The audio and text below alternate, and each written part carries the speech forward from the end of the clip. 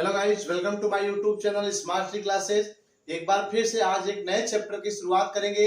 सभी लोग फटाफट जुड़ जाएं और जो भी इस वीडियो पे नए हैं तो चैनल को सब्सक्राइब कर लें और बेल आइकन को दबा लें ताकि नोटिफिकेशन आपको मिल जाए, ठीक है। और जो पहले से ही वीडियो को देख रहे हैं, हमारे चैनल पे कंटिन्यू बने हैं, उन सभी का इस चैनल पर स्वागत है। और आज हम इस चैनल पर जो आपका बायोलॉजी सब्जेक्ट का चौथा चैप्टर है, रिप्रोडक्टिव हेल्थ अर्थात जनन स्वास्थ्य, आज हम इसी के बारे में डिस्कस करेंगे, ठीक है। लेकिन उसके पहले मैं आपको एक बार फिर से कह रहा हूं कि जितना भी आप पढ़ रहे हैं उतने का आप निश्चित तौर पे नोट्स जरूर बना रखें, ठीक है। यहाँ पर आपको जो ब्लैक बोर्ड पे लिखा गया है, जितना भी आपको वीडियो देखने के बाद समझ में आए उसका इंपॉर्टेंट नोट जरूर बना रखिए। पेपर टाइम में आपको काम आएगा। अगर आप लापरवाही करेंगे निश्चित तौर पर आपको जो भी आपने वीडियो से पढ़ा जरूर पढ़ते समय, वीडियो देखते समय आपको याद जरूर हो जाएगा, समझ में भी आ जाएगा। लेकिन कंटिन्यू, चूंकि एग्जाम के समय आपके लगभग 100 से ज्यादा वीडियो प्रोवाइड हो जाएंगी और सब 100 वीडियो को आपको रिपीट करने में 2-3 दिन में भी प्रॉब्लम होगी, ठीक है। इसलिए जब आपका एग्जाम नजदीक आएगा दोस्तों, तो उस समय सिर्फ आपका नोट्स आपके साथ काम आएगा। इसलिए आप लोग ज्यादा से ज्यादा कोशिश करिए कि वीडियो देखिए, देखने के बाद इसका नोट्स भी बनाइए, ठीक है। तो चलिए, कल के लास्ट वीडियो में हमने आपको पुष्प मानव में जनन का ऑब्जेक्टिव क्वेश्चंस कराया था, जिसमें 25 से 27 क्वेश्चंस हमने कराए, ठीक है। जो इंपॉर्टेंट है, जो उसमें कई क्वेश्चंस पेपर में रिपीट हुए हैं, उनको हमने बताया, ठीक है। अभी हमने कहा था कि आपका एक मैराथन ऑब्जेक्टिव चलेगा जिसमें लगभग 500 ऑब्जेक्टिव क्वेश्चंस हो सकते हैं, ठीक है। उन क्वेश्चंस को हम 2-3 शिफ्टों में पेपर के नजदीक आने पर आपको प्रोवाइड करेंगे, जिसमें हर चैप्टर का ऑब्जेक्टिव क्वेश्चंस होगा। तो इसके लिए आप लोग बिल्कुल निश्चिंत रहें, आपकी पूरी की पूरी यहाँ पे इस चैनल पर मदद की जाएगी, ठीक है। ताकि आप जब परीक्षा में बैठे तो एक कॉन्फिडेंस लेकर बैठे, एक इच्छा शक्ति लेके बैठे कि हाँ, कहीं से भी क्वेश्चन आएगा तो हम इतना पढ़ा है, सर ने इतना तैयार कराया है कि निश्चित तौर पर हम वहां से कर लेंगे, ठीक है। तो चलिए, अब ज्यादा डिस्कशन नहीं करेंगे। आज की इस वीडियो में हम सब्जेक्ट बायोलॉजी के बच्चों को जिन्होंने बायोलॉजी लिया है, ठीक है, उनके लिए चौथा लेसन आपका यहाँ पे शुरू करने जा रहे हैं, जिसका नाम है जनन स्वास्थ्य। आपने पहले में पढ़ा था जनन, और दूसरे में आपने पढ़ा था पुष्पी पौधों में लैंगिक जनन, और तीसरे में पढ़ा आपने मानव में लैंगिक जनन, और चौथा पढ़े जनन स्वास्थ्य। दोस्तों, सबसे इंपॉर्टेंट चीज होती है कि बॉडी का स्वास्थ्य बने रहना बहुत जरूरी है। यदि बॉडी का हेल्थ गड़बड़ हो जाएगा, आपने सुना होगा एक कोटेशन कि स्वस्थ शरीर में ही स्वस्थ मस्तिष्क का निवास होता है। अर्थात किसी भी व्यक्ति का जो मस्तिष्क है वो तभी स्वस्थ रहेगा, तभी सुचारू रूप से काम करेगा जब उसकी इस बॉडी की हेल्थ क्या रहेगी, एकदम ठीक ठाक रहेगी, ठीक है। तो यहाँ पे उसी स्वास्थ्य के बारे में पढ़ेंगे, मगर यह स्वास्थ्य हमारा जनन स्वास्थ्य है। तो जनन के लिए अर्थात संतान उत्पन्न करने के लिए जो मानव की बॉडी का जो स्वास्थ्य है, कैसे क्यों कब रहा जाए, क्या क्या समस्याएं आती हैं, क्या क्या प्रॉब्लम्स होती है, और गवर्नमेंट ने उसके लिए क्या क्या पॉलिसी अपनाई है, इन सब बातों की चर्चा करेंगे। चलिए, सबसे पहली चीज, पाठ का नाम जनन स्वास्थ्य रिप्रोडक्टिव हेल्थ है आपका, और यहाँ पे पहली हेडिंग भी हमने कर लिया, जनन स्वास्थ्य क्या है, अर्थात what do you mean by reproductive health. That simple. अलग अलग लोगों के हिसाब से जनन स्वास्थ्य की परिभाषा, जनन स्वास्थ्य का अर्थ अलग अलग हो सकता है, लेकिन यहाँ पर WHO ने एक डिफिनेशन दिया है। WHO का मतलब होता है, W माने वर्ल्ड, H माने हेल्थ, O माने ऑर्गेनाइजेशन, अर्थात विश्व स्वास्थ्य संगठन, ठीक है। WHO का मतलब क्या हुआ बेटा, W माने क्या हो गया, वर्ल्ड, और H का मतलब क्या हो गया, हेल्थ। अगर आपको नहीं पता है तो कहीं नोट कर लीजिए। और O का मतलब होता है ऑर्गेनाइजेशन। क्या होता है, ऑर्गेनाइजेशन।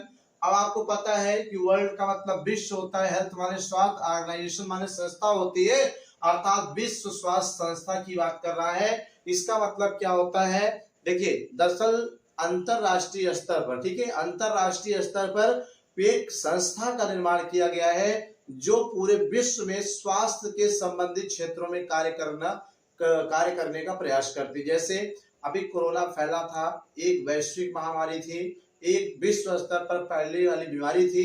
इसके बीमारी के संबंध में जो लक्षण, कैसे बचा जाए, क्या उपाय किए जाए, क्या दवाइयां हैं, कैसे डोज लिया जाए, इन सब के बारे में समय समय पे जो आपके एडवाइस थे उसको कौन जारी कर रहा था, WHO कर रहा है।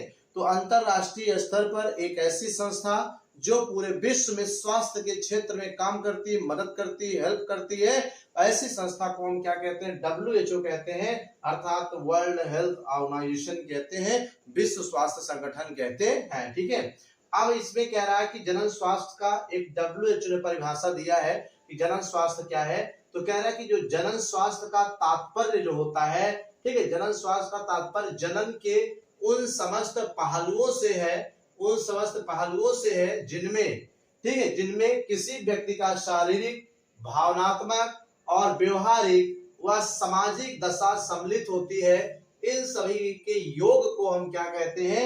जनन स्वास्थ्य कहते हैं। ठीक है, मतलब ये कह रहा है कि जो जनन स्वास्थ्य होता है, जनन स्वास्थ्य का मतलब ये नहीं है कि जननांग ही आपके स्वस्थ है। कह रहा है कि जनन स्वास्थ्य का मतलब है कि शरीर की एक ऐसी दशा जिसमें आपका शारीरिक स्वास्थ्य वेल मेंटेन हो और साथ में भावनात्मक लगाव का मतलब क्या होता है कि भाई जब रिप्रोडक्शन करना होगा आपको तो आप मेल फीमेल के साथ में आएंगे, तो एक मेल और एक फीमेल की जो भावनाएं हैं, जो शारीरिक आत्माएं भावनाएं हैं, उनका भी आपस में क्या होना चाहिए? मिलन होना चाहिए। ठीक है, और उनका व्यवहारिक का मतलब उनका एक दूसरे के प्रति लैंगिक व्यवहार भी होना चाहिए। ठीक है, और सामाजिक दशा, उस व्यक्ति की सामाजिक दशा भी अच्छी होनी चाहिए। पता चला समाज में आप क्या कर रहे हैं, मान लीजिए आपको रिप्रोडक्शन करना है और आपको रिप्रोडक्शन आज करना है अपनी संतान उत्पन्न करने के लिए। पता चला आप सामाजिक दृष्टि से क्या है, समाज में आ रहे हैं, कहीं कोई सामाजिक प्राणी है तो आपको पता चला गाली दे रहा है, सामाजिक दृष्टि से आप एकदम दुत्कार दिए जा रहे हैं। मान लीजिए आप शराबी हैं, शराब पी रहे, समाज में सब आपको गाली देते हैं, इससे क्या होगा कि आपकी मनोदशा बिगड़ जाएगी। आपका मनोदशा जब बिगड़ जाएगी तो आप चाह कर भी क्या करेंगे? रिप्रोडक्शन नहीं कर सकते, अर्थात संबंध नहीं बना सकते, अर्थात संतान उत्पन्न करने की प्रक्रिया को आप संपन्न नहीं करेंगे। इसीलिए WHO कह रहा है कि जनन स्वास्थ्य का संबंध जो होता है वो शारीरिक से होता है, अर्थात पूरा शरीर का स्वास्थ्य बढ़िया होना चाहिए और भावनात्मक, एक दूसरे की भावनाएं आपस में मिलनी चाहिए, और व्यवहारिक का मतलब होता है लैंगिक व्यवहार भी एक दूसरे से उस तरह करना चाहिए जैसे जनन के समय किया जाता है, और साथ में सामाजिक दशा भी सम्मिलित है। उस व्यक्ति की सामाजिक कंडीशन भी क्या होनी चाहिए? अच्छी होनी चाहिए, सामाजिक सपोर्ट होना चाहिए। ठीक है, तो ये आपका क्या है? इन सभी दशाओं का जो योग होता है उसी योग को हम क्या कहते हैं? जनन स्वास्थ्य कहते हैं। ठीक है, अर्थात अब हम समझ सकते हैं जनन स्वास्थ्य एक योग होता है, किसका? शारीरिक, भावनात्मक, व्यवहारिक और सामाजिक दशाओं का योग होता है। इन समस्त दशाओं के योग को ही हम जनन स्वास्थ्य कहते हैं। ठीक, समझ में आ गया आपका कि जनन स्वास्थ्य क्या होता है। ठीक है, अब आता है नेक्स्ट टॉपिक, जनन स्वास्थ्य की समस्याएं क्या है? What are problems of reproductive health? ये भी क्वेश्चंस आपके एग्जाम में पूछा जाता है। ठीक है, आपका क्वेश्चन जो बनेगा कि जनन स्वास्थ्य किसे कहते हैं, इसकी समस्याएं और इसकी समस्या से निपटने के लिए क्या क्या कार्य योजना या प्लान्स बनाए गए हैं, उनके बारे में आपको डिस्कस करना होगा। ठीक है, तो ये आपका हो गया। तो इसमें लिखा आपको कि जनन स्वास्थ्य की समस्याएं क्या है बेटा? निम्नलिखित हैं। ठीक है, यहाँ पे नीचे दिया गया है क्या क्या जनन स्वास्थ्य की समस्या है, अर्थात एक व्यक्ति में जनन करने के लिए, संतान पैदा करने के लिए, संतान उत्पन्न करने के लिए, ठीक है, जो स्वास्थ्य होना चाहिए वो क्या होना चाहिए? शारीरिक रूप से सही होना चाहिए, भावनात्मक रूप से सही होना चाहिए, व्यवहारिक रूप से सही होना चाहिए, और सामाजिक दशा भी उसकी क्या होनी चाहिए? वेल मेंटेन होनी चाहिए।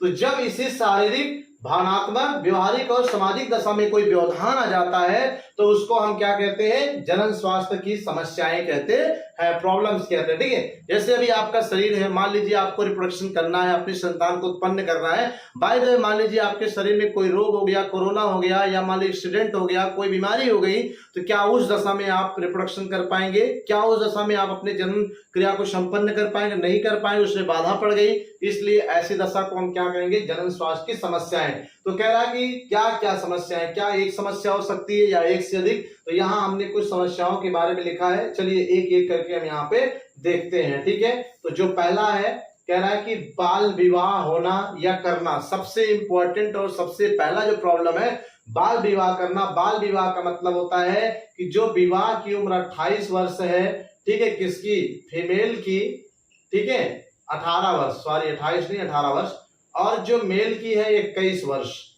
ठीक है, अगर किसी भी महिला की शादी 18 साल से पहले कर दी जाए, 17 साल या 16 साल में कर दिया जाता है, तो शादी होने का तो हो जाएगा, लेकिन उसमें क्या होगा? बहुत सारे जनन में प्रॉब्लम्स आ जाएंगी और उसे अपने बच्चे को जन्म देने में कहीं ना कहीं बहुत सारे रोगों का या समस्याओं का सामना करना पड़ेगा। तो पहला आपका है बाल विवाह होना या करना, यानी कोई भी जोड़ा, कोई भी दंपत्ति यदि बाल विवाह करता है, यानी लड़की की उम्र 18 से कम और अगर पुरुष की उम्र 21 से कम है, तो ऐसे जोड़ों में क्या होगा, कहीं ना कहीं जनन समस्याएं पैदा हो जाएगी किसी न किसी प्रकार से। इसलिए आपको बाल विवाह नहीं करना चाहिए जिससे कि जनन स्वास्थ्य की समस्याएं ना हो। ठीक है, पहला हो गया। और दूसरा, ठीक है, यौन शिक्षा का अभाव होना, यानी कि जो हमारे युवा वर्ग हैं, जो आपके 21 वर्ष के ऊपर लड़के हैं और 18 वर्ष के ऊपर लड़कियां हैं, या ठीक है, इनमें क्या होता है कि जो यौन शिक्षा है, यौन क्रिया कैसे संपन्न कराई जाए, ठीक है, जनन क्रिया कैसे संपन्न कराई जाए, इन सब बातों के को भी क्या है, उनमें ये एजुकेशन डेवलप नहीं होता है, उनको ये एजुकेशन नहीं दिया जाता है। क्योंकि हमारे भारतीय समाज में यौन शिक्षा पर चर्चा करना कहीं ना कहीं लोग थोड़ा सा हेजिटेशन रखते हैं, ये गलत बात है। ठीक है, भारत सरकार का प्रयास है कि बच्चों के पाठ्यक्रम में यौन शिक्षा को सम्मिलित किया जाए जिससे कि बच्चे इसके बारे में जान सके क्या सही है क्या गलत है। इसीलिए बच्चों आपके पाठ्यक्रम में ये चीजें डाली गई है ताकि आप पढ़ें और इसको जान सकें। ठीक है, तो जब आप यौन शिक्षा का आप में अभाव होगा, जिस दंपत्ति में, जिस जोड़े में यौन शिक्षा की कमी होगी, उसके बारे में उनको जानकारी नहीं होगी, तो निश्चित रूप से ऐसे जोड़ों में जनन से संबंधित समस्याएं उत्पन्न हो सकती है। इसलिए क्या होना चाहिए, जनन स्वास्थ्य संबंधित शिक्षा भी होनी चाहिए, जानकारी होनी चाहिए। ठीक है, ये भी हो गया आपका पहला और दूसरा। अब तीसरा है जनसंख्या नियंत्रण की जानकारी ना होना, यानी कि अगर आपको जनसंख्या नियंत्रण की जानकारी नहीं है कि कैसे जनसंख्या को नियंत्रित किया जाए, इसके नुकसान क्या है, इसके फायदे क्या है, किन किन विधियों द्वारा हम जनसंख्या नियंत्रण करेंगे, बर्थ कंट्रोल करेंगे, अगर इसकी जानकारी ना होना अर्थात नहीं है, तो वो भी आपको जनन स्वास्थ्य की समस्या के अंतर्गत ही कहीं ना कहीं कुछ न कुछ प्रॉब्लम का सामना करना पड़ेगा। समझ में आ रहा है कि नहीं, ये भी आपका हो गया। अब आपका कह रहा है नेक्स्ट, असुरक्षित यौन संबंध बनाना। असुरक्षित यौन संबंध के बारे में आपने सुना, यौन संबंध का मतलब है किसी मेल का किसी फीमेल के साथ कोरिलेट करना, और असुरक्षित का मतलब होता है कि यदि आप मेल हैं या कोई फीमेल है, यार दोनों एक दूसरे को वेल मेंटेन नहीं जान रहे हो, अच्छे तरीके से नहीं जान रहे हो, नहीं पहचान रहे हो, तो आप ऐसे लोगों से बिल्कुल भी शारीरिक संबंध न बनाएं। क्या पता उस अगले व्यक्ति को कोई जनन संबंधी बीमारी हो, एड्स वगैरह हो, जो कि आप अनजाने में उससे संबंध बनाएंगे तो आपकी बॉडी से उसमें या उसकी बॉडी से आप में बॉडी में आ जाएगा, तो आपके भी क्या हो जाएंगे, शारीरिक दशा गड़बड़ हो जाएगी, आपका भावनात्मक, व्यवहारिक, सामाजिक सारी कंडीशन गड़बड़ हो जाएंगे और आप कहीं ना कहीं जनन संबंधी समस्याओं से ग्रसित हो जाएंगे भाई, और अंतों में मृत्यु गत्या को प्राप्त हो जाएंगे। इसलिए जब भी शारीरिक संबंध बनाएं तो कहीं ना कहीं कि आपके जो अपने पार्टनर है उन्हीं के साथ ऐसा होना चाहिए, आपकी जो शादी हुई उनके साथ होना चाहिए, ना कि किसी अनजान और गैर व्यक्तियों के साथ, गैर मर्द महिला के साथ। अगर आप ऐसा करते हैं तो निश्चित तौर पे आपको कोई ना कोई बीमारी एक शरीर से दूसरे शरीर में एड्स जैसी खतरनाक बीमारियां या सुजाक या गोनोरिया या कोई अन्य स्टडी रोग आपकी बॉडी में आ जाएगा, जिससे कि आपकी जनन स्वास्थ्य में समस्या उत्पन्न हो जाएगी। ठीक है, इसलिए आपको क्या करना है गाइस कि ऐसे व्यक्तियों से बहुत दूर रहिए जो अनजान होते हैं, ठीक है, जिनको हम नहीं जानते हैं। ठीक है, फिर नेक्स्ट की बात करते हैं। तो नेक्स्ट है प्रसव की संपूर्ण जानकारी ना होना।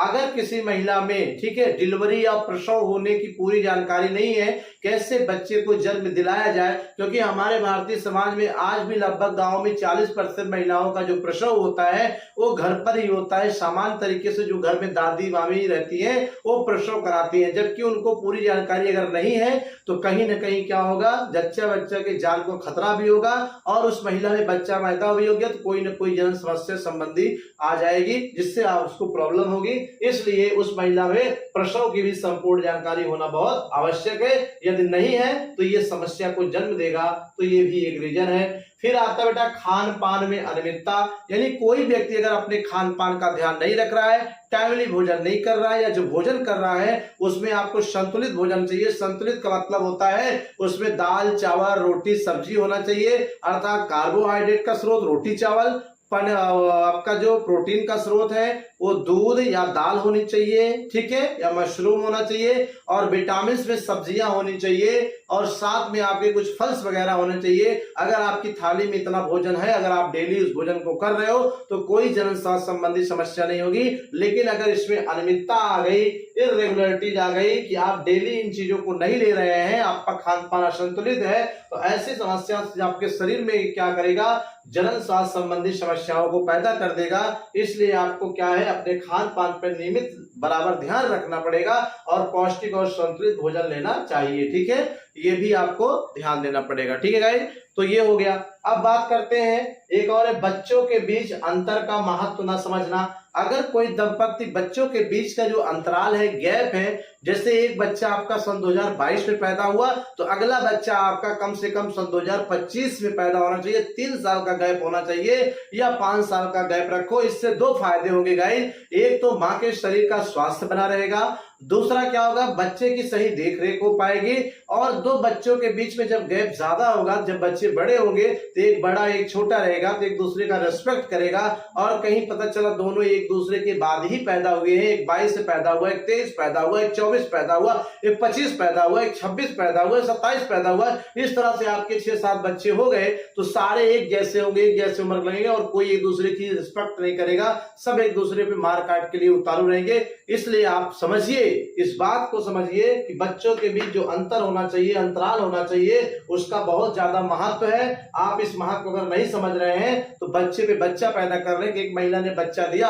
और अभी मान लीजिए कल परसों नरसों 1 महीना 2 महीना हुआ, फिर से आपने नंबर लगा दिया, तो ऐसी स्थिति में क्या हो जाएगा कि उस महिला का शरीर टूट जाएगा। उस महिला के शरीर को संभलने का कम से कम 2 से 3 साल वक्त चाहिए। अगर आप ये अंतराल को ना समझ के फिर से आप डिलीवरी पोजीशन में से ला रहे हो, फिर से गर्भधारण कर रही हो महिला, तो निश्चित तौर पर उसमें जनन स्वास्थ्य संबंधी समस्याएं 100% क्लियर होंगी।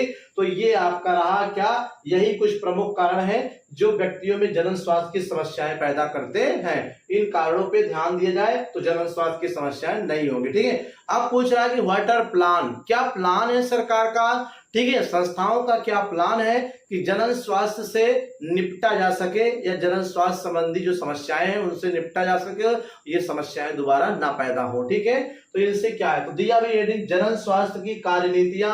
तो यहाँ पे सरकार की कार्यनीतियां क्या है, संस्थाओं की कार्यनीतियां क्या है, लोगों की क्या कार्यनीतियां हैं, क्या करना चाहिए हमें कि जनन स्वास्थ्य हमारा बना रहे, उसमें कोई समस्या उत्पन्न, कोई बाधा उत्पन्न ना हो, ताकि एक स्वस्थ शिशु का निर्माण, एक स्वस्थ बच्चे को हम जन्म दे सके, ठीक है।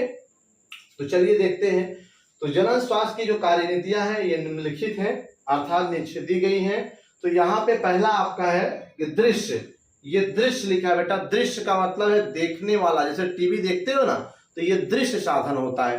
रेडियो सुनते हैं आप, क्रिकेट वगैरह गाना, तो ये श्रव्य साधन होता है। श्रव्य माने जो सुना जाए, देखा, रेडियो में हम देख थोड़ी सकते, सिर्फ सुन सकते, तो ये श्रव्य साधन होता है। लेकिन टीवी में हम देख भी सकते, सुन सकते, दृश्य श्रव्य साधन होता है, ठीक है। फिर कह रहा अखबार, जो अखबार होता है, ठीक है, जो आप न्यूज़पेपर पढ़ते हो, वो आदि द्वारा प्रचार प्रसार करना चाहिए। अर्थात कैसे जनन स्वास्थ्य को बनाए रखा जाना चाहिए, कैसे इसको मेंटेन किया जाए, इन सब की बात की जानकारी गवर्नमेंट को चाहिए कि दृश्य साधन द्वारा, श्रव्य साधन द्वारा, अखबार द्वारा आदि माध्यम से इसका प्रचार और प्रसार बेहतर तरीके से करना चाहिए, जिससे लोगों में इस बात की जानकारी जाए कि कैसे जनन स्वास्थ्य को हम बनाए रखें। ये सरकार की भी अपनी जिम्मेदारी है। और आप टीवी पे जब ऐड देखते होंगे तो कभी किसी जगह लिख के आता है, जैसे आप अभी इसके पहले कोरोना चल रहा था, कोरोना में जो कोरोना वायरस था उससे कैसे बचा जाए, आपके मोबाइल फोन पे कॉलर ट्यून पे एक महिला बोलती थी कि 2 गज दूरी, मास्क है जरूरी, या अमिताभ बच्चन भी बोलते थे। तो ये क्या कर रहे थे बताइए, ये लोगों में एक संदेश, एक मैसेज दे रहे थे कि आप कैसे इन रोगों से बच सकते हैं, क्या क्या नीतियां अपनानी चाहिए। उसी प्रकार जनन स्वास्थ्य के लिए भी सरकार क्या करती है, समय समय पर टीवी पर एडवर्टाइज देती है, ठीक है, जिससे कि लोग यहाँ से बच सके। तो वही कह रहा है कि जनन स्वास्थ्य की कार्यनीतियों में सबसे पहले दृश्य, श्रव्य, अखबार आदि के द्वारा परिचय बांट करके प्रचार प्रसार करना चाहिए। इससे क्या होगा, लोगों में जागरूकता आएगी और जनन स्वास्थ्य की समस्याओं में क्या हो जाएगा, लोग जागरूक होंगे और इस समस्या से बच सकेंगे। दूसरा है कि नुक्कड़ नाटक, ठीक है, नुक्कड़ नाटक या कठपुतली नृत्य। कठपुतली नृत्य राजस्थान का होता है। नुक्कड़ नाटक, कठपुतली नृत्य द्वारा जागरूक करना। यानी कि सरकार को चाहिए कि लोगों के बीच में गांव में जाकर जहां पे शिक्षा की कमी है, जहां लोगों पे जागरूकता की कमी है, वहां पे नुक्कड़ नाटक करके, प्रोग्राम करके छोटा सा, और कठपुतली नृत्य द्वारा क्या किया जाए, इन सब बातों की जानकारी दी जाए। हालांकि सरकार ने इसके पहले, ठीक है, मैंने बचपन में भी देखा था, सरकार की तरफ से कठपुतली नृत्य आ रहा था और ये गांव में जाकर के स्वास्थ्य के प्रति सचेत करते थे। तो आज भी ये कार्यक्रम कहीं ना कहीं ये जरूरी है कि गांव के बीच के लोगों के बारे में जाया जाए, जहां पे थोड़ा जानकारी का अभाव, उन लोगों के बीच में नुक्कड़ नाटक किया जाए, कठपुतली नृत्य किया जाए, इसके द्वारा लोगों को जागरूक किया जाए कैसे अपने जनन स्वास्थ्य को बेहतर बनाए रखा जाए। ठीक है, फिर आता है बेटा यौन शिक्षा के गलत धारणा को समझाकर। ठीक है, जो मस्तिष्क में, जो मन में बच्चों के प्रति क्या है, यौन शिक्षा के बारे में गलत जानकारी है, गलत धारणाएं हैं, गलत विचार है। ठीक है, जैसे वो डरते हैं, उनकी बातों को समझना चाहिए, उनसे विचार विमर्श करना चाहिए और उनके जो फैक्ट है मस्तिष्क में, गलत फैक्ट है, रॉन्ग फैक्ट है, उनको दूर करके उनकी सही बातों के बारे में जानकारी देनी चाहिए, जिससे वो सही यौन शिक्षा के बारे में जानकारी को ग्रहण कर सके। ठीक है, फिर है स्वास्थ्य व सुरक्षित यौन संबंध बनाना। अभी मैंने आपको कहा था, अगर आप असुरक्षित यौन संबंध बनाएंगे तो आपको समस्या पैदा होगी, लेकिन अगर स्वस्थ और सुरक्षित यौन संबंध बनाते हैं तो निश्चित तौर पे आपको क्या होगा कि जनन समस्या से आप निपट लेंगे, आपको कोई दिक्कत, कोई परेशानी नहीं होगी। ठीक है, ये भी आपको यहाँ पे एक नीतियां है। नेक्स्ट है कि प्रसव के बाद टीकाकरण के महत्व को बताकर, यानी सरकार क्या करती है, आपने देखा होगा रेडियो पर, अखबार पर, टेलीविजन के माध्यम से, ठीक है, विभिन्न प्रकार के रोगों के टीके के बारे में, जैसे कोरोना का टीका था, वैसे ही विभिन्न प्रकार के रोग, जनन जो रोग हैं, जैसे सुजाक हो गया, गोनोरिया हो गया, आरपीज हो गया, हेपेटाइटिस हो गया, इन सब रोगों के बारे में, ठीक है, जनन संबंधी रोग हैं, तो इससे रोग होने से जनन समस्या उत्पन्न होती है। तो बताना चाहिए कि कैसे एक बच्चा जब पैदा हो तो उसे 14 वर्ष तक के जो टीके लगते हैं, कि इस महीने में ये टीके, इस महीने में ये टीके, ऐसे ऐसे टीके लग रहे हैं, उस टीके के बारे में भी सरकार को जागरूक करना चाहिए। हालांकि सरकार जागरूक करती है टीवी के माध्यम से, रेडियो के माध्यम से, उसके माध्यम से। ठीक है, तो अगर ऐसा जागरूकता कार्यक्रम सरकार चलाई है तो इसकी वजह से भी लोग जागरूक हो रहे हैं और टीका लगवा करके बच्चों को आने वाले जनन स्वास्थ्य संबंधी बीमारी से बचा रहे हैं। ठीक है, ये हो गया। अब कह रहा है कि प्रसव के बाद स्तनपान के महत्व को बताना चाहिए। स्तनपान का मतलब होता है, स्तन माने जान ही रहे आप लोग, ब्रेस्ट की बात कर रहे हैं, पान माने पीना, यानी जब कोई शिशु होता अपने माँ के स्तन से दुग्ध ग्रंथियों द्वारा दूध को, ठीक है, क्या होता है, पीता है, अर्थात एक बच्चा अपने माँ का जब दूध पीता है तो उसे स्तनपान कहते हैं। बच्चे को दूध पिलाना स्तनपान कहलाता है, बाहर का दूध नहीं, माँ का दूध पिलाना स्तनपान कहलाता है। तो कह रहा है इसके महत्व को बताइए, तो देखते हैं क्या महत्व होता है। देखिए, जब एक महिला, ठीक है, अपने क्या कहते हैं, बच्चे को निरंतर कम से कम 6 माह तक दूध पिलानी चाहिए, लेकिन कुछ महिलाएं 1 साल 1.5 साल तक पिलाती। जब तक कोई महिला स्तनपान कराती रहेगी तब तक उसे गर्भधारण नहीं होगा। ठीक है, अगर किसी महिला ने दूध पिलाना बंद कर दिया, ऊपर का दूध पिला रही है, अगर कोई उसका मान लीजिए हस्बैंड उसके साथ रिलेट करेगा तो महिला फिर से गर्भवती हो जाएगी। जस्ट इससे क्या हो जाएगा, उसके शरीर का स्वास्थ्य गड़बड़ हो जाएगा। इसलिए महिला को चाहिए स्तनपान 6 महीने साल भर कराना चाहिए। जब तक कराएंगे तब तक आप दोबारा क्या हो जाएंगे, प्रेग्नेंट होने की चांसेस नहीं होंगे। अर्थात कोई महिला जब तक बच्चे को दूध पिलाती है, 1 महीना, 2 महीना, 6 महीना, साल भर, तब तक उस लेडी के साथ कितना भी रिप्रोडक्शन किया जाए, लेकिन वो महिला गर्भधारण नहीं करेगी, जिससे कि उसका शरीर का स्वास्थ्य क्या हो जाएगा, धीरे धीरे डिलीवरी के बाद थोड़ा सा फिर से मेंटेन हो जाएगा। ठीक है, और स्तनपान अगर नहीं कराते हैं तो फिर से आपकी बॉडी में क्या होगा, एक बार आपकी बॉडी फिर से तैयार होगी, वो रिप्रोडक्शन करेगा, तुरंत आपके बच्चे गर्भ में ठहर जाएगा। ठीक है, इससे आपका स्वास्थ्य फिर से गड़बड़ हो जाएगा, क्योंकि अभी जस्ट आपने एक बच्चे को जन्म दिया, फिर दोबारा आप बच्चे को जब जन्म देंगे तो निश्चित तौर पर शरीर खराब हो जाएगी। ठीक है, ये कह रहा है। फिर आगे आपको दिख रहा है, यहाँ कह रहा है बेटा सरकारी गैर सरकारी संगठन का कार्य करना, यानी कह रहा है कि सरकार को तो कार्य करना ही चाहिए, प्रचार प्रसार करना ही चाहिए, लेकिन जो गैर सरकारी संस्थान है, संगठन है, लोग हैं, उन लोगों के बारे, जैसे भी कोरोना काल में सिर्फ सरकार ही नहीं बल्कि जो अन्य संगठन अपना टीम बनाए थे, वो संगठन के लोग भी क्या कर रहे थे कि इस रोगों से कैसे बचा जाए इसके बारे में भी प्रचार प्रसार कर रहे थे, लोगों को मास्क बांट रहे थे। ठीक है, लोग अवेयरनेस कर रहे थे। उसी प्रकार जनन स्वास्थ्य के लिए भी सरकार के साथ साथ गैर सरकारी संगठन को भी कार्य करना चाहिए, प्रचार प्रसार करना चाहिए अखबार में, और साथ में पर्चे बंटवा कर नाटक नुक्कड़ी सब करा करके, ठीक है, क्या करना चाहिए, जागरूक करने का प्रयास करना चाहिए। अभी 2 और बच्चे हैं लेकिन आपको दिख नहीं रहा, कैमरा हम नीचे करते हैं फिर आप देखिए, ठीक है। चलिए कैमरा नीचे हो गया, 2 पॉइंट और हैं उनको भी हम देख लेते हैं। फिर कह रहा बेटा प्रसव, प्रसव का मतलब डिलीवरी, प्रसव प्रशिक्षित नर्स से कराना चाहिए, ठीक है, सही बात है। अगर आप प्रसव डिलीवरी अपने घर में करा रहे हैं, अनजान लोगों से करा रहे हैं जिनको कोई जानकारी नहीं है, ठीक है, ऐसी स्थिति में माँ की और बच्चे की दोनों के सेहत का खतरा होगा और दोनों की जान जा सकती है। इसीलिए सरकार ने गांव में एनम या आशा बहुओं को नियुक्ति की है, ताकि ये लोग क्या है, ये लोग प्रशिक्षित है, इनको ट्रेंड किया गया है। अगर किसी गांव में महिला को डिलीवरी है तो इसकी रिपोर्टिंग करती रहती है और ये सरकारी अस्पताल में ले जाकर उनको समय से पहले ही क्या एडमिट करके उनका सुरक्षित प्रसव कराती है। क्योंकि अगर अस्पताल में प्रसव कराओगे, सुरक्षित नर्स से कराओगे, अगर कोई दिक्कत आ जाती है अटेंडम में, तो वहां पे बहुत सारे उपकरण और डॉक्टर्स होते हैं जो संभाल लेंगे। और अगर घर पे बिना नर्स के करा रहे हैं तो कहीं ना कहीं बच्चे और बच्चे की जान चली जाएगी। इसलिए प्रशिक्षित नर्स से ही प्रसव कराना चाहिए। और लास्ट में है विवाह की सही उम्र को बताना चाहिए, यानी कि सही उम्र क्या है। किसी बच्ची की उम्र 16 है, शादी कर दिया जाए और 16 में ही गर्भधारण हो जाए तो कहीं ना कहीं उसके शरीर को नुकसान पहुंचेगा और उसके शरीर में कहीं ना कहीं रोग और व्याधियां हो जाएंगी, जनन स्वास्थ्य उसका गड़बड़ हो जाएगा। इसलिए बताइए, उन्हें बताना चाहिए कि आपकी शादी की उम्र 18 के बाद होनी चाहिए। सरकार ने डिसाइड किया, हालांकि मोदी अभी 21 वर्ष करने जा रहे थे और शायद अभी किया कि नहीं किया ऐसा कुछ सुनने में आ रहा था, जो भी हो, लेकिन अगर 21 कर देते हैं तो और बढ़िया होगा। क्योंकि जब 21-18 कर रहे हैं तो लोग 17-16 पे शादी कर दे रहे हैं, और जब आप 18 से बजाय 21 कर देंगे तो लोग 18-19 पे करेंगे। तो कहीं ना कहीं ये तब तक शरीर क्या होती है, वयस्क हो जाता है, शरीर क्या होता है, प्रेगनेंसी के लिए तैयार हो जाता है, तब कोई दिक्कत नहीं होती है। इसलिए सही उम्र बताकर भी हम क्या कर सकते हैं, जनन स्वास्थ्य की समस्या को दूर कर सकते हैं। तो ये एक क्वेश्चन आपका कंप्लीट हो गया कि जनन स्वास्थ्य किसे कहते हैं, इसकी समस्या व समस्या से निपटने के लिए कार्यनीतियां बताइए। तो ये आपका क्लियर हो गया, ठीक है। अब हम चलते हैं नेक्स्ट वीडियो में। जो नेक्स्ट टॉपिक है हमारा, एक नेक्स्ट हेडिंग, चौथी हेडिंग है उल्ब वेधन। अब हम डिस्कस करेंगे उल्ब वेधन क्या होता है। इसको एमनियोसेंटेसिस कहते हैं, अंग्रेजी में क्या कहते हैं, एमनियोसेंटेसिस कहते हैं। वैसे उल्ब वेधन कहते हैं, क्या कहते हैं, उल्ब वेधन कहते हैं। आइए देखते हैं उल्ब वेधन क्या होता है, ठीक है। यहाँ पे थोड़ा सा लाइट आपको ब्लर कर रही होगी, 1 मिनट रुकिए, सही कर दिया जा रहा है। चलिए सही हो गई यहाँ पे लाइट, ठीक है। अब हम पढ़ते उल्ब वेधन किसे कहते हैं। ये भी आपका बहुत इंपॉर्टेंट क्वेश्चन है। ये पेपर में कई बार शॉर्ट नोट में 2 नंबर का पूछा गया है, ठीक है, 2 नंबर का पूछा जाता है। तो इसलिए आप याद रखिए, बहुत रटने की जरूरत नहीं है। हमने कहा हमारे जो बायोलॉजी के टॉपिक्स हैं उनको रटना नहीं है, केवल हेडिंग के अर्थों को देखिए, अपने आप समझ में आ जाएगा।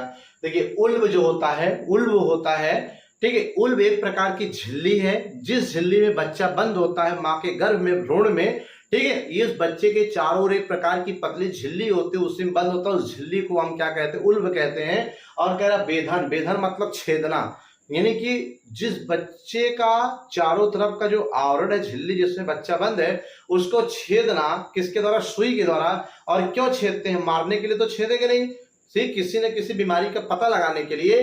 तो होता क्या है, जैसे ये देखिए यहाँ फिगर हमने बनाया है, ये आपका माँ का गर्भाशय है, ये पूरा गर्भाशय के अंदर बच्चा है, लेकिन इस गर्भाशय और बच्चे के बीच में अगर आप देखें तो ये एक पतली लेयर इस तरह से झिल्ली है, ठीक है, ये जो चारों तरफ बच्चे को कवर्ड किया है, ठीक है। इस झिल्ली को हम क्या कहते हैं बेटा, उल्ब झिल्ली कहते हैं। मैंने यहाँ लिखा उल्ब झिल्ली कहते हैं। और इसी झिल्ली के अंदर द्रव भरा हुआ है, आप देख रहे हैं द्रव भरा हुआ है, इसी द्रव में बच्चा मूवमेंट करता है। इस द्रव को हम उल्ब द्रव कहते हैं, क्या कहते हैं, उल्ब द्रव कहते हैं। और होता क्या है कि हम जब बच्चा भ्रूण में आ जाता है, पेट में माँ के गर्भ में आ जाता है, ठीक है, तो हम टेस्ट कराने का, जो डॉक्टर्स होते हैं पता लगाने का प्रयास करते हैं कि इस भ्रूण में पल रहे बच्चे में कहीं ऐसा तो नहीं है कोई सिंड्रोम या कोई गुणसूत्री या कोई असाध्य जटिल रोग उत्पन्न हो रहा है जिससे कि मां और बच्चे को खतरा हो सकता है, या जब बच्चा पैदा होगा तो उसमें एक ऐसी बीमारी पैदा हो जाएगी जो जन्मजात होगी और जिसका कोई इलाज नहीं होगा।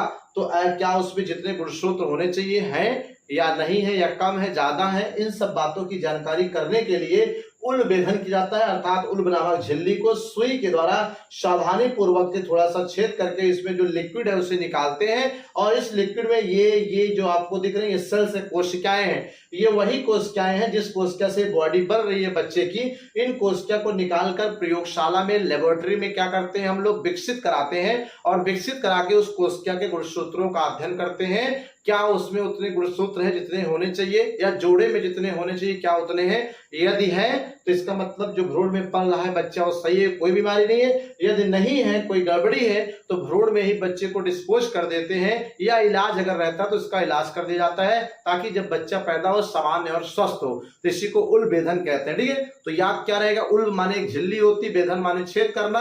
अर्थात उल्ब भेदन एक प्रकार की ऐसी तकनीक है जिसके द्वारा भ्रूण में पल रहे बच्चे को जन्म से पहले ही उनमें होने वाले घातक और आनुवंशिक रोगों को पता लगाने का प्रयास किया जाता है। इस विधि में एक सुई की सहायता से सावधानी पूर्वक क्या करते हैं, उल्ब नामक झिल्ली से द्रव को छेद कर निकालते हैं। उस द्रव में उपस्थित कोशिका को हम क्या करते हैं, प्रयोगशाला में पोषक माध्यम में रखकर ग्रो कराते हैं, विकसित कराते हैं। फिर उसके आनुवंशिक लक्षणों का अध्ययन करते हैं और देखते हैं कि जो जैसा होना चाहिए वैसा है या नहीं। अगर है तो कोई बात नहीं है तो उसमें रोग है तो फिर उसके हिसाब से निर्णय आगे लिया जाता है। इसी को उल्ब भेदन कहते हैं। देखिए कह भी रहा है कि यह वह तकनीक है जिसके द्वारा बच्चे में जन्म से पूर्व यानी जब बच्चा भ्रूण में रहता है, जन्म से पूर्व ही भ्रूणी अवस्था में होने वाले जटिल व असाध्य रोगों का पता लगाया जाता है।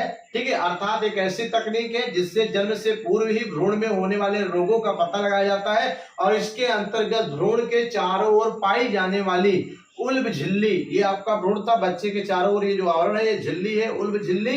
ठीक है, इस उल्ब झिल्ली को क्या करते हैं, इस झिल्ली से एक विशिष्ट प्रकार की सुई द्वारा सुरक्षित तरीके से उल्ब द्रव को निकालते हैं। इसमें जो ये लिक्विड भरा है उल्ब द्रव को निकालते हैं और इस द्रव में उपस्थित कोशिकाओं, इसमें देखिए गोला गोला कोशिकाएं हैं, इन कोशिकाओं का प्रयोगशाला में ठीक है संवर्धन कराते हैं, विकसित कराते हैं, ग्रो कराते हैं।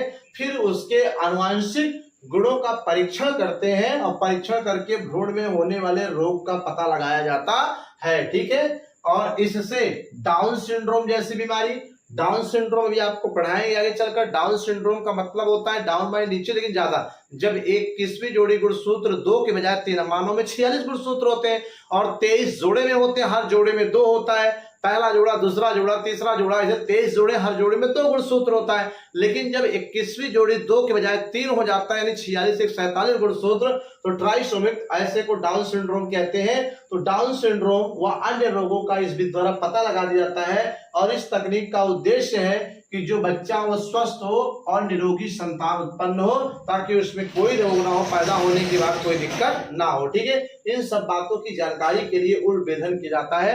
आई थिंक आपको उल्ब भेदन भी समझ में आया, ये इंपॉर्टेंट है, पेपर में आता है, इसलिए आप लोग सभी लोग इसे ध्यान से देखिए। ठीक है, तो आज की इस वीडियो में हमने आपके चौथे पार्ट की स्टार्टिंग कर दिया।